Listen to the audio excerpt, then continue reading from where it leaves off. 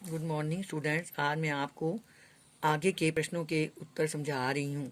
पाठ का नाम है नेताजी का चश्मा। प्रश्न 8। कस्बों, शहरों, महानगरों के चौराहों पर किसी न किसी के क्षेत्र के प्रसिद्ध व्यक्ति की मूर्ति लगाने का प्रचलन सा हो गया है। क इस तरह की मूर्ति लगाने के क्या उद्देश्य हो सकते हैं? उत्तर। इस तरह की मूर्ति लगाने का उद्देश्य ये हो सकता है कि लोग उस प्रसिद्ध व्यक्ति के बारे में जानें, उससे प्रेरणा प्राप्त करें, उसके गुणों को अपनाएं, उन्हें याद रखें ताकि समाज में अच्छे कार्य होते रहें। प्रश्न ख। आप अपने इलाके के चौराहे पर किस व्यक्ति की मूर्ति स्थापित करवाना चाहेंगे और क्यों?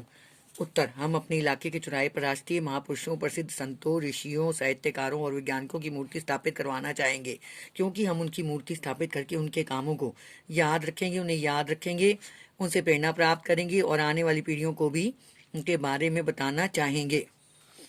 उस मूर्ति के प्रति हमारे, आपके या दूसरे लोगों के क्या उत्तरदायित्व होने चाहिए?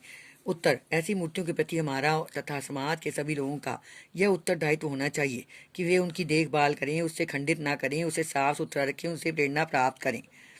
प्रश्न 9। सीमा पर तैनात फौजी ही देश प्रेम का परिचय नहीं देते। हम सभी अपने दैनिक कार्यों में किसी न किसी रूप में देश प्रेम प्रकट करते हैं। उत्तर।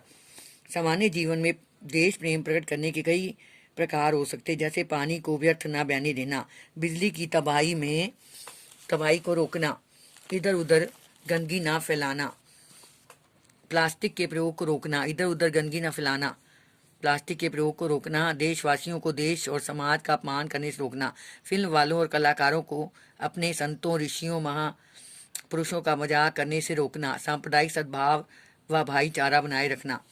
10वां। निम्नलिखित पंक्तियों में स्थानीय बोली का प्रभाव स्पष्ट दिखाई देता है। आप इन पंक्तियों को मानक रूप में लिखिए।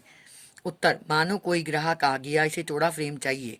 कैप्टन कहाँ से लाए? तो उसे मूर्ति वाला फ्रेम दे देता है, मूर्ति पर कोई अन्य फ्रेम लगा देता है। प्रश्न 11। बई खूब। क्या आइडिया है? इस वाक्य को ध्यान में रखते हुए बताइए कि ये एक भाषा में दूसरी भाषा के आने से क्या लाभ होते हैं। उत्तर।